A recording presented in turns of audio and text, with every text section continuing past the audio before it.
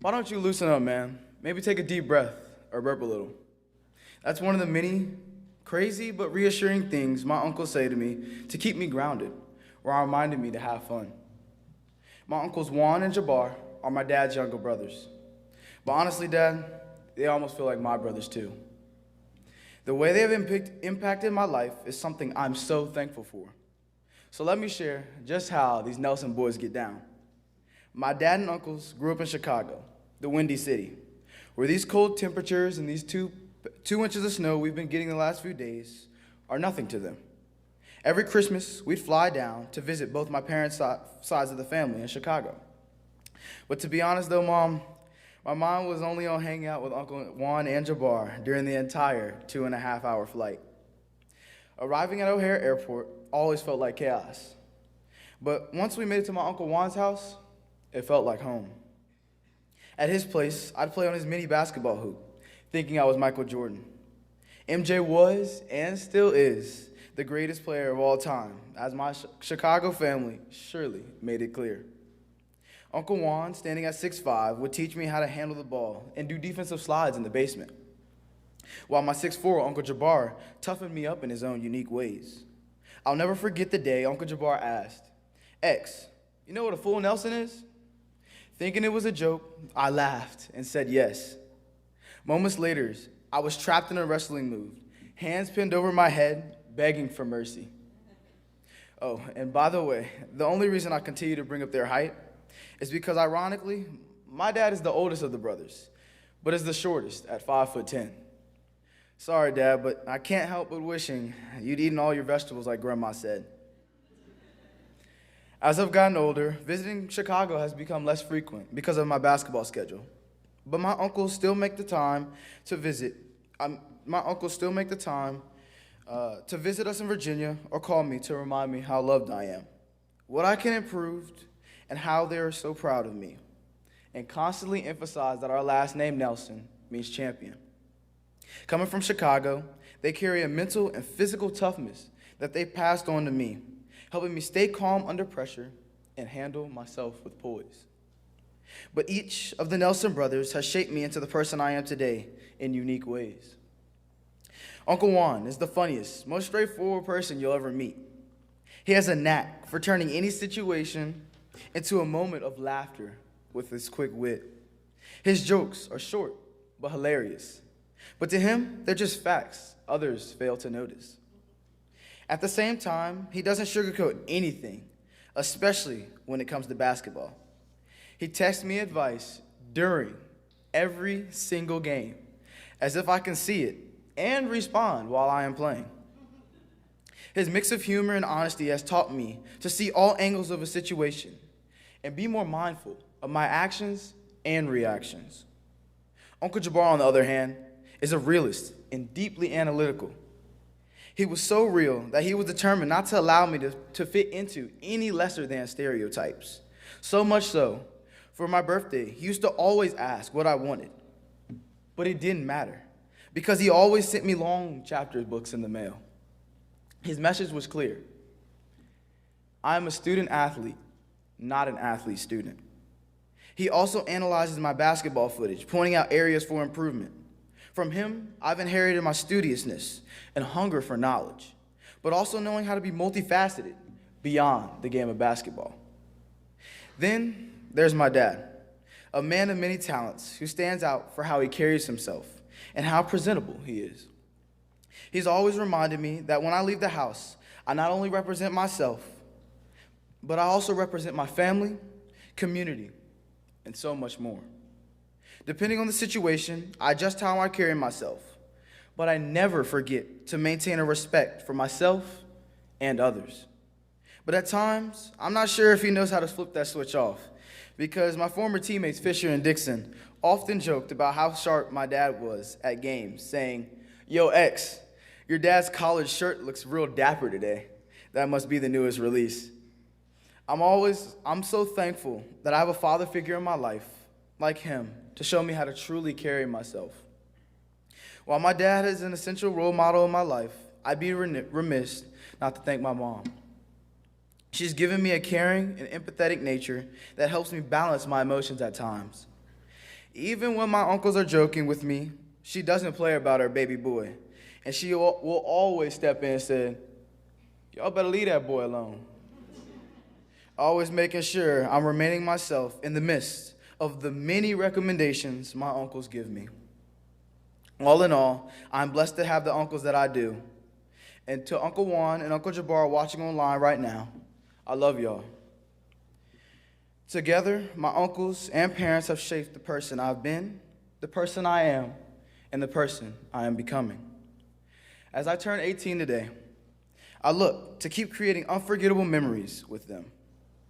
But even if you don't have uncles like mine, I hope you have relatives to guide you through life's ups and downs and make things a bit easier sometimes.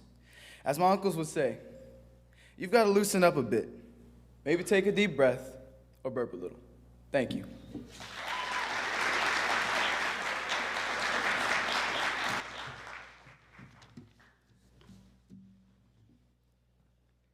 There are many things that have altered the course of my life, some for better, some for worse.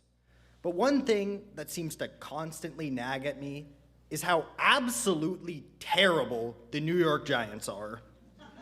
My name is Emerson Ivashena, and as you can guess, I'm here today to talk about football and how rooting for one of, if not the worst team in NFL over the last decade has shaped me into the person I am today. My mom's side of the family is all about football. They live and love it. And I have been a Giants fan ever since I was born. They've been Giants fans since the 1920s and 30s. Occasionally, I'll get questions. Why do I continue to root for a team that has really only soured my mood for 14 out of the last 18 years of my life? I could go on and on about why, but I think it would be more helpful to talk about the time I almost stopped being a fan and how that helped me with more than just football. It was the last week of the NFL regular season, and the Giants at this point were not just normally bad, they were so bad they were setting records, and not good ones, like -9 passing yards against the Chicago Bears. It was the first season I had actively decided not to watch the games, and I truly didn't care about the outcome. I was becoming the dreaded fair weather fan. For some clarification for those who don't spend their lives watching sports, a fair weather fan is equivalent to a friend who fails to reach out a hand to you when you need support, but will be right back to you once you're feeling better and expect you not to feel like they don't care. I hate to admit it, but looking back, I was that friend. Now my fandom was under that very same threat, but I did not notice because I was in New York. My parents had planned this trip around half a year ago, and going to the Giants-Commanders game was part of the trip. Was I excited? I mean, I guess, but not really to watch the team. I wanted to get a cool Giants jersey and eat overpriced hot dogs. I know, it's New York. I could have walked down the street and saved myself 3 hours. But nevertheless, we showed up to the game, I got in my seat, and I watched, silently contemplating whether it was even worth it to be there, as it was a refreshing 30 degrees Fahrenheit, and I didn't really care to watch us lose again. Long story short, we lost. And it was bad. Despite that, it was probably one of my favorite, if not my favorite, experience ever as a Giants fan. Me, along with the sparse amount of fans dotted around the stadium, rose up in cheers during the game when our, I believe, backup left tackle would be reported as an eligible receiver, and booed whenever the coaches made a cowardly decision, which happened to be every other play. This team was giving every single one of the fans no real reason to support the team, other than, of course, the generous offer of one free medium Pepsi if you had a season ticket pass. Despite that, they still stuck by their team, not because they thought they would be rewarded for it, but because the team had supported them in the past. And even if there was a bit of booing, which I did participate in, they were still there for the Giants and wanted what was best for the team.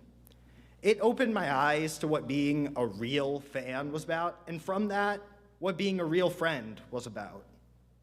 Maybe you were born a fan of the team, or maybe you joined the fandom midway through your life. Either way, the most important thing is to root for them through the incredible triumphs and the heart-wrenching losses. When the team is having a rough year, you don't stop rooting for your team. You double down and you show that even when the team isn't popular or cool to root for, you will and always will be a fan. That was a pretty obvious double entendre, but to be clear, I learned that to be a true friend is to stick by your friends no matter what. And offer your support to them. They may take it, they may not, but that offer can be something that changes their life. The Giants today are once again in despair, much like in 2021. But I am a different fan from 2021. Do I believe in our coaches, managers, and owner to fix this mess, just like I believe in my friends every single day? No. Because unlike the Giants, staff, owners, management, pretty much everywhere on the team, my friends have an IQ above room temperature. And I mean in Celsius. But just because I don't believe in the Giants, it doesn't define whether I'm going to root for them or not. I will still be there rooting every Sunday because even if it's embarrassing or frankly pretty difficult to do so, because just like real friends stick by their friends, real fans stick by their team. Thank you.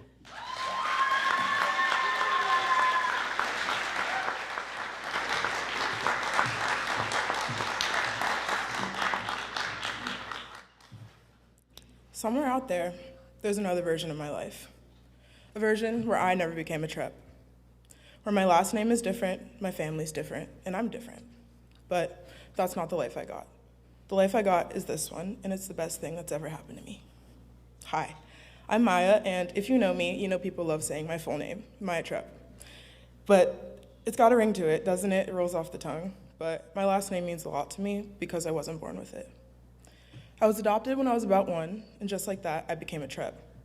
I got a new name, a new family, and most importantly, 3 older siblings whose entire life mission became making sure I never got too confident. You know those moments where you could just blame each other, but it's easier to just accept that you're both idiots? Well, that was me and my brother Sam. One day, we realized our dogs were gone. Not lost, gone, into the abyss of our backyard. Someone, Sam, left the side door wide open. At that moment, we had 2 options. 1, blame each other. Or 2, suck it up and deal with it. So we chose option 2. We spent an hour chasing these dogs through thick mud, and we didn't kill each other. Miraculously, we didn't even argue. Now, in most situations like that, most siblings would just point fingers, but not me and Sam.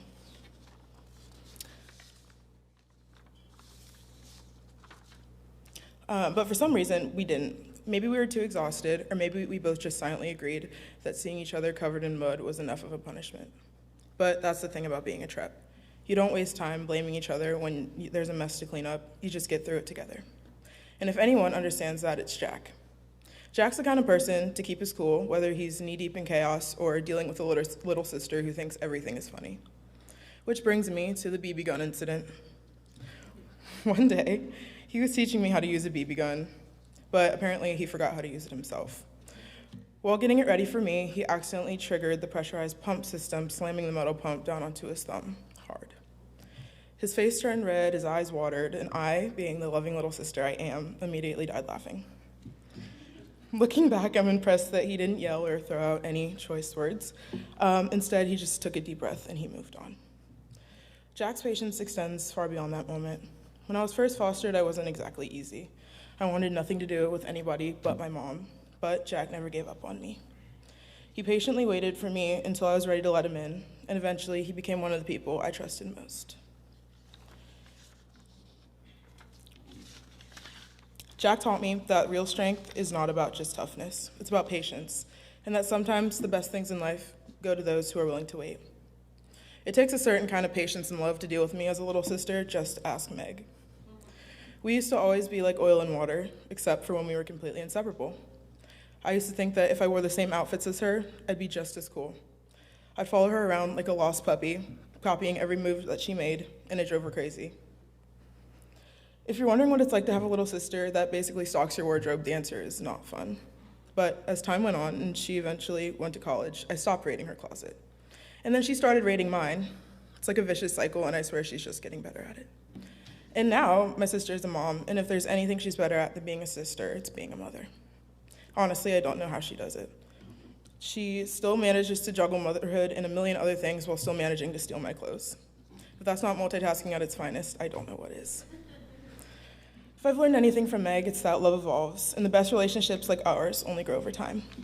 Of course, all of this chaos, the mess, the patience, the sibling rivalry thing would not have been possible without my dad. They say a father's love knows no bounds, and I tested that theory in probably the worst possible way. It was midnight after an away game, and I was exhausted. I went to go get a quick dinner, and then disaster struck. 1 second, I was in the Taco Bell drive-thru. And the next second, I was still in the Taco Bell drive-thru, but this time my wheels were turning and my car was not moving. I sat there for a second, just staring blankly, thinking to myself, this cannot be my life. And then I did what any rational person would do. I put the car in reverse, then forward, then reverse, nothing. So I did the next rational thing, and I started bouncing up and down in the driver's seat, like maybe I could tip the car back onto the ground, but that didn't work. So then I stepped out of the vehicle, did a 360 around my car, and it was, in fact, floating midair. So at that point, I had no choice but to call my dad. So there I was, sat on the curb at Taco Bell, nothing but my volleyball jersey and spandex, waving people, telling them to just keep passing, like nothing to see here, as I waited for my dad's arrival. Now, my dad is the definition of a lights out by 9:30 kind of guy, but 10 minutes later, there he was, standing in the Taco Bell parking lot, looking at my car, and then looking at me, and then back at my car, and all he said was call a tow truck. Did I lose $200 on a tow truck that night? Yes, but what I gained was a reminder that no matter how badly I screw up, my dad will always be there for me, probably shaking his head, but always there. If you're wondering where I get my ability to find humor in disaster from, look no further than my mom. If you don't know me by my face, you probably know me by my laugh. I get that from my mom. When my mom laughs, it can be heard from a mile away, and when she starts, there is no stopping her. Like the time she bought a puppy while my dad was in another country, knowing there was nothing he could do about it from across the world. My mom has not met an animal that she didn't think belonged in our family. It started with a dog, and then another, and then another, and then somehow 10 chickens and 3 miniature donkeys. I swear all she has to do is look at my dad and say, just one more. So if I've learned anything from my mom, it's that life is better when you just keep saying yes. And the best parts of life aren't always planned, like me. Becoming a Trep has been the best thing that's ever happened to me. I wasn't born into this family, but y'all made me yours in every way that mattered. You didn't just give me a name, you gave me a home, a purpose, and a place where I belonged. You've shown me what real love looks like, not the picture-perfect version, but the messy, imperfect, and unshakable kind. The kind that's there when things get hard and mistakes are made, and when you need someone to catch you when you fall. You've always been there for me, even in the moments when I didn't make it easy. So I just want to say thank you. Thank you for loving me when you didn't have to. Thank you for choosing me when I needed you the most. And most of all, thank you for making me a Trep.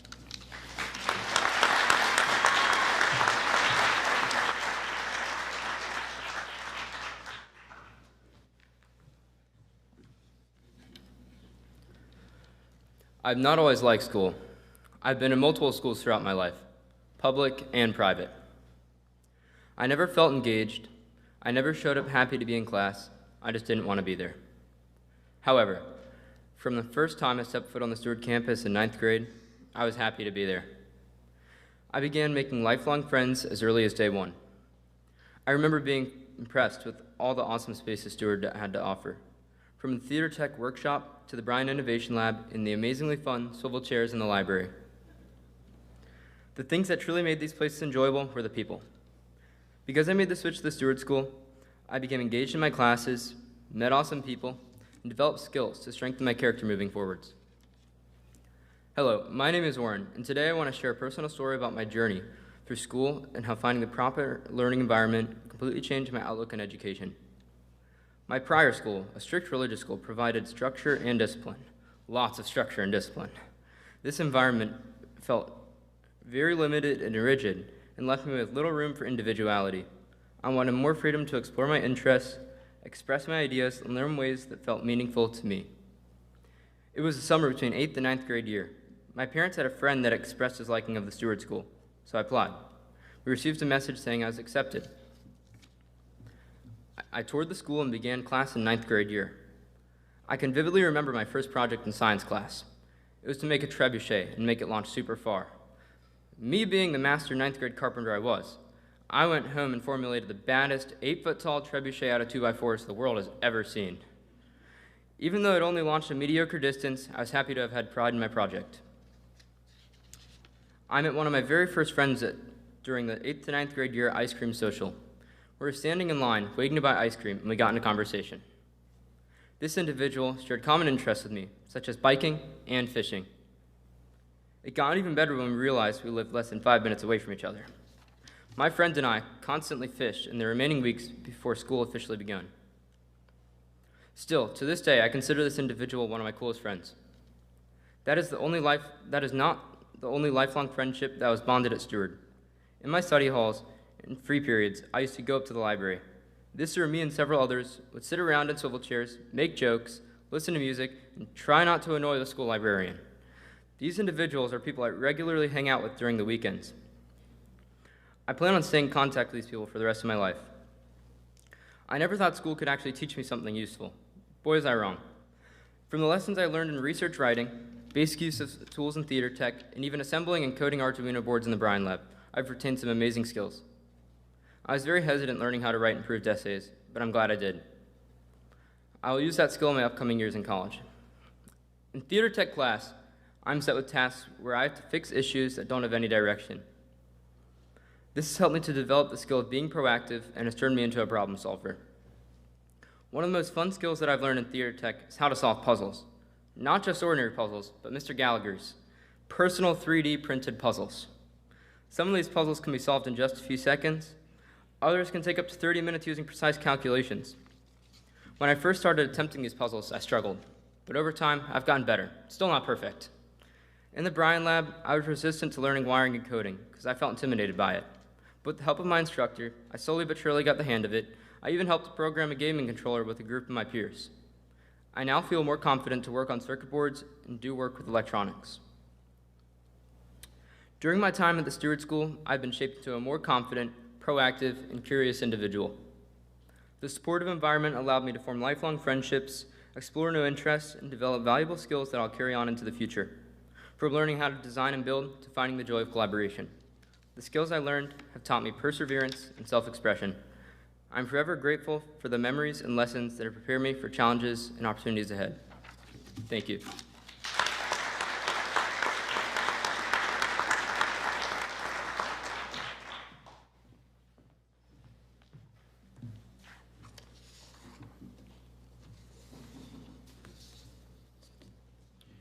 Have you ever been categorized based on the activities you participate in? Oh, this kid plays soccer, that's just who he is.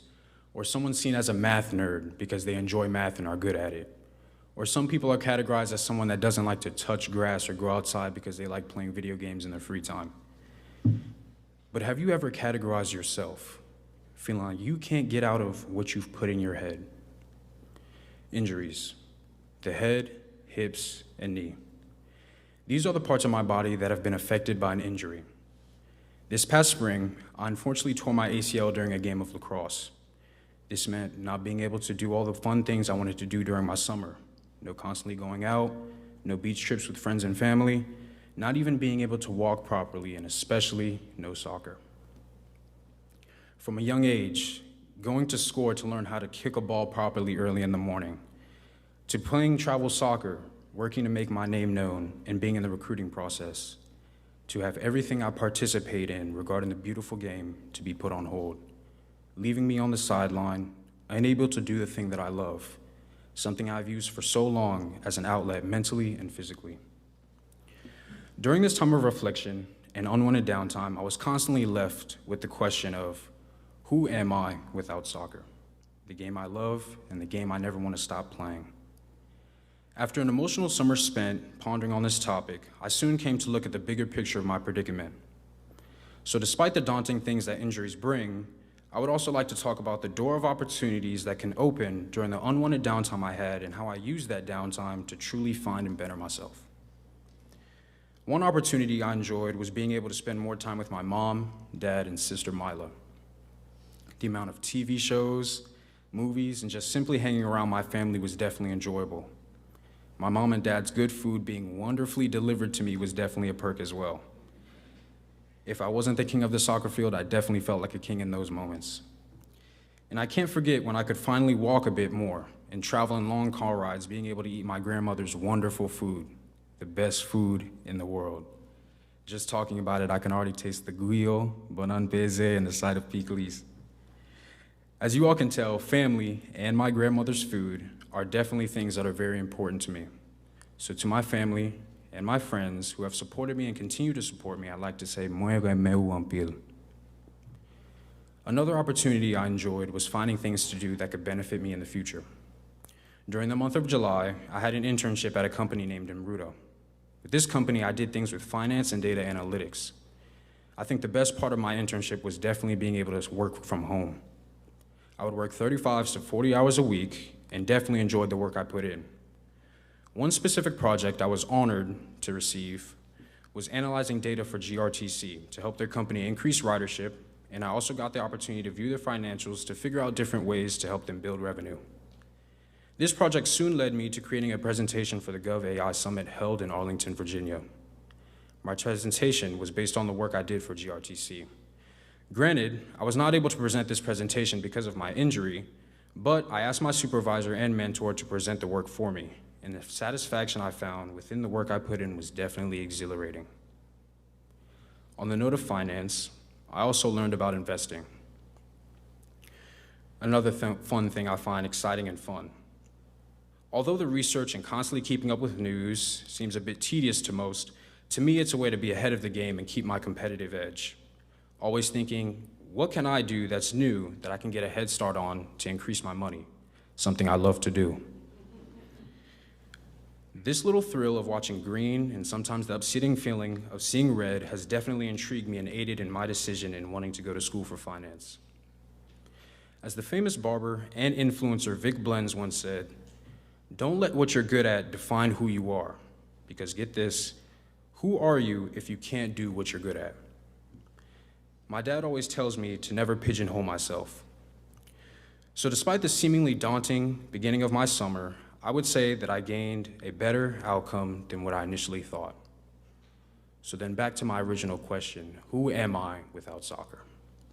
Well, I, Mark Michel Rene, am a family man, a friend, a go-getter in whatever I put my mind to, and above all, a servant of Jehovah God. So the message I would like to leave each and every one of you in this room with would be to not allow anyone, anything, and especially not yourself, to categorize who you are based on a little part of you that may be known. Get out of your comfort zone, reach out, and discover the progress you can make and how happy it can make you when you prove to others and yourself that no matter what barrier may be in front of you, you will always break through. Thank you.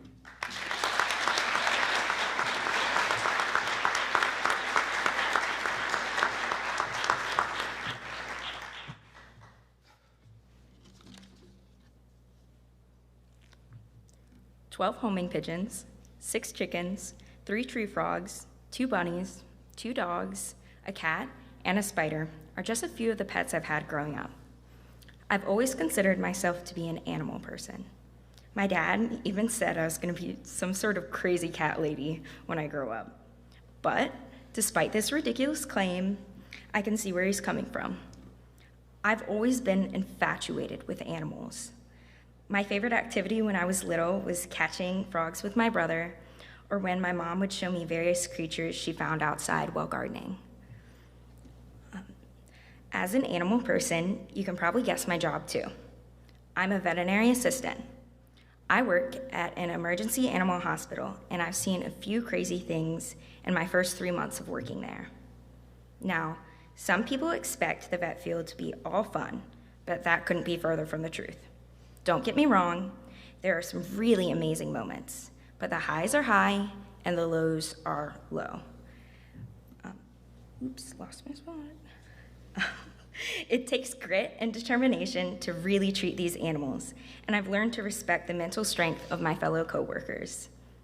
My hospital is open 24 hours, 7 days a week. However, one particular weekend, it was not. We were short-staffed on a Saturday afternoon, the busiest day of the week, and we had over 20 animals come into the hospital in a matter of hours. From giving CPR and reviving patients to performing emergency operations, we were at maximum capacity. Every single kennel in the ICU was full. For the first time since I started my job at the hospital, we had to close just to be able to treat all of the animals. I was shocked, not only at the amount of work we had cut out for us, but the level of teamwork and the kindness I was shown by my coworkers. As I was cleaning messes y'all don't even want to know about, my colleagues were telling me how much they appreciated me and how glad they were to see me. The things that I usually did that went unappreciated were even being praised. Y'all have no idea the kind of messes I had to clean up, absolutely disgusting things, but it was all worth it to help my team. That weekend was not only rewarding for my teamwork skills, but also the treatment of the animals. We were able to successfully remove the right eye that was damaged of a black cat named Jinx. We treated Dakota, an Australian Shepherd, for eating 12 rat poisons. We stitched up a kitten named Sparky after her stitches came undone from her recent spay surgery. We treated Zelda, a Great Pyrenees, for sepsis in her abdomen after surgery. And all of these animals are expected to make full recoveries due to the hard work of the veterinary staff. But this also shows the extreme resilience of animals. To overcome such great difficulties takes incredible strength. We may not win them all, but the work we do is all worth it. The most rewarding thing to see is when an animal is able to go home with its owner, and the relief on both of their faces. If there's anything I'd like you to take away from this speech, it's that I'd like you to remember to give yourself in the service of others, because the reward will far outweigh the effort you expended. Okay, thank you.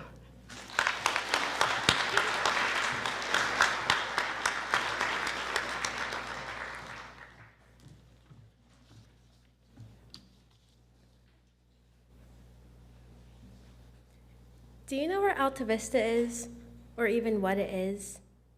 That's what I assumed. Well, if you don't know, it's a small town in Virginia, west of Lynchburg, in the country, around 2.5 hours away, that I so happen to consider home. No, I wasn't born there, but my mom grew up there. This town is an integral part of my family's life. Although Alta Vista isn't where I live, it will forever be my home. If you know me, you know for almost any holiday I go to my grandparents' house. And if you know me, you know I often complain about it. Not that I don't like spending time with my grandparents, I do. Don't get me wrong. It's just very, very jammed. But regardless of the limited space, there's always something to do. Going down to my grandparents for the holidays and the occasional random trips has been a blessing in disguise, because some people aren't as fortunate to see their grandparents that often. Since my grandparents live on the same road as my great-grandparents used to, they inherited the land when they passed. So usually, now when I'm at my grandparents' house, I'll just walk down to my late great-grandparents' house and admire the sunsets from their field. And when I'm down there, I experience the most breathtaking sunsets. So breathtaking that one of the pictures is my lock screen on my phone. In Alta Vista, there's a church named Mount Pleasant Baptist Church. And whenever I'm down there, that's the church we always go to, which is also the church my mom and her siblings went to, as well as my grandpa and his siblings, and their children. So it's safe to say that this church is no stranger to my family. Although we are not down there that often, I find it wholesome how every single time I am down there, I see a familiar face. I see the same people I saw when I was 4 or 5 years old, which is such a blessing because although it's a small church, it's a very tight-knit church. During the service, there's a segment called Moment with the Children, when all the children go up to the front to have a mini Bible lesson. Honestly, it's a little nerve-wracking because I'm not a usual at this church, but when the rest of my family is there, it makes it all the better. My family plays a major role in why I love Alta Vista so much, because it's a place for my extended family to gather. Often, it's the only time I can really see them and spend quality time with them. I particularly love hanging out with my cousins because they live so far away. Every moment hanging out with my cousins makes going to Alta Vista even better because they're the only cousins I have around my age, yet they live miles and miles away.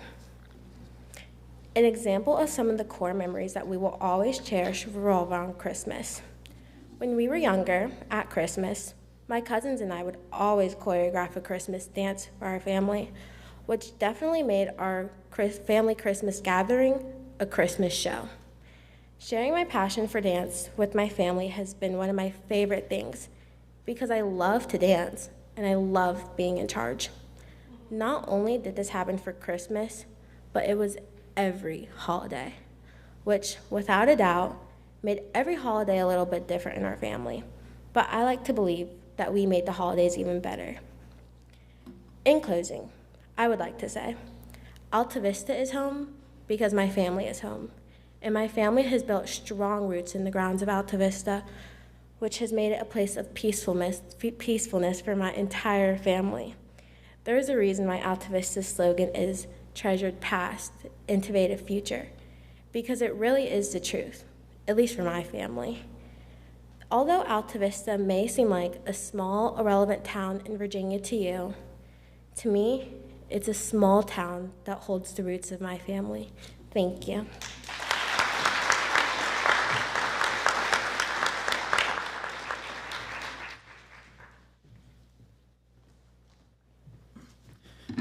Good morning. Have you found your sacred sanctuary? A place where you can forget about life for a while and simply be at peace? My sanctuary isn't atypical. It isn't just a quiet spot or a scenic retreat. It's an old rescue station. As many of you may not know, I'm an EMT. And as an EMT, I've learned countless lessons, and by the end of this speech, I hope you'll agree that finding your sanctuary is one of the most important lessons in life. During my sophomore year's winter break, I indeed found this sanctuary. I was home alone, feeling worn out and disconnected from life. Schoolwork piled up and relationships strained. With my dad traveling and my mom working long hours, human connection was scarce, and productivity seemed impossible in this solitude. Yet amid that solitude, I sought a purpose. That purpose led me to fulfill a childhood dream I've been planning on completing someday, becoming an emergency medical technician. The journey started out as a way to help others, but it quickly became something more. I worked hard to earn my license and joined my local rescue squad. A simple desire to contribute to my community unexpectedly became a refuge. The station became more than just a place to volunteer, it became my sanctuary. One of the first lessons I learned as a new EMT was that things can change instantly, like the time when my crew responded to an overdose in progress. The patient's stepdaughter called 911, reporting that her father was unconscious. We were the first on the scene, and after assessing him, we immediately administered Narcan to reverse the effects of the overdose. As we were en route to the hospital, the situation took a turn for the worse. The man went into cardiac arrest. We began CPR and we went lights and sirens to the hospital. And when we got in the our trauma room at the hospital, we saw the miracle of medicine unfold, and our patient regained a pulse, and his heart started beating again. And after some time in the ICU, he made a full recovery weeks later. However, I have a small grudge to hold over my EMT crew. This patient owned a donut shop, and to thank us for saving his life, he showed up at the station a few weeks later with boxes of donuts for us. He made it a point to deliver them himself out of the kindness of his heart. But here's the twist. I never saw one of those donuts. My crew took it upon themselves to dispose of the donuts by eating them all. My crew must have thought I didn't want a donut, and I would be lying if I said I didn't mind. because I did mind, very much. But knowing my patient walked away from that experience to get a second chance at life is more than enough of a reward for me. When I joined my local rescue station, I discovered something beyond just for caring for patients. The people at my rescue squad. Adam, a seasoned ambulance driver for over 14 years, once told me that one of the reasons he stayed with the rescue squad for so long wasn't because of the thrill of the job, but because of the connections he made, both with patients and colleagues. He met the love of his life there, a fellow volunteer, and their bond grew throughout the years, call after call. Adam's story made me see the humanity this job fosters. Through highs and lows, there's a shared purpose and a shared family. Then there's Kaylee, my supervisor, who inspired me through her journey of self-discovery. Initially, she joined the rescue squad out of a desire to help people. But after years of working, she realized that her passion was in medicine, and she decided to become a doctor. She embodied what it means to embrace new experiences, to follow your heart, no matter where it leads. Kaylee taught me that the journey of service often mirrors the journey of self-discovery. This sanctuary, this rescue squad, has given me more than I could have ever dreamed of. It's a lifeboat in the storm of life, offering me a space to recharge, reflect, and connect. It's where I've learned to embrace imperfection, where I've learned to find peace even in chaos. As Voltaire once said, life is a shipwreck, but we must not forget to sing in the lifeboats. The rescue station taught me to sing even when the seas and the nights are tough. So I leave you with this question. What will be your lifeboat, and how will you learn to sing in it? Thank you, everyone.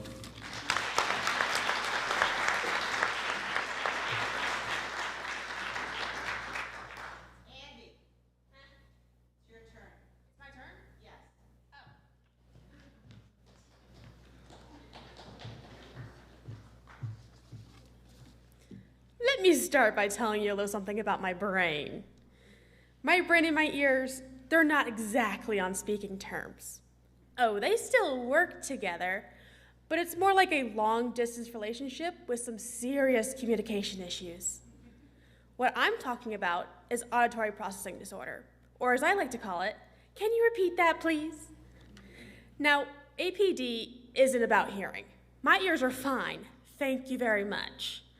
The issue lies in how my brain processes sound. It's like a never-ending bad game of telephone. Imagine someone says, let's meet at the park at 3 p.m., but what I hear is, let's eat bark at 3 a.m. And over time, I've mastered the art of smiling and nodding politely when I have no clue what someone just said. It's practically an art form at this point. And when all else fails, I say, can you repeat that, please? Just kidding. I say, tell me more while I die inside. My APD journey started with 2 tutors, 3 speech therapists, and a soul-crushing amount of testing. The grand conclusion? Issues, as my mother put it. And speech therapy sessions were the bane of my existence. My first speech therapist helped me to speak better and follow basic instructions. She was great until I outgrew her expertise around 3rd grade. Enter speech therapist number 2, who quickly realized I was, shall we say, a special project. Off I went to speech therapist number 3. I spent a year with her, only for her to send me back to speech therapist number 3. After 2 more years of sessions, I was finally done. And after all that, here I am, still unable to understand people, and it has led to many funny stories. I was 8, riding sleds with my older brother Gates at my grandparents' house. Determined to beat him, I sped down a steep hill when I heard my dad yelling. Now I heard him, but I didn't understand him. His words morphed into cow down or slum crown. Before I could make sense of it, I passed my dad at the bottom of the hill where he was supposed to stop me. I was sliding into the woods, heading straight toward the pond that was barely frozen.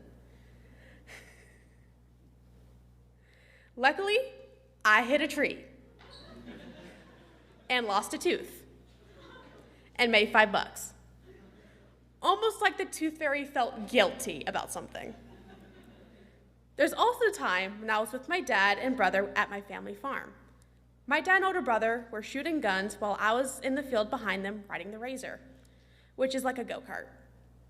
At the time, I was still learning how to interpret information, and while I was driving at full speed, I saw that I was heading for a tree.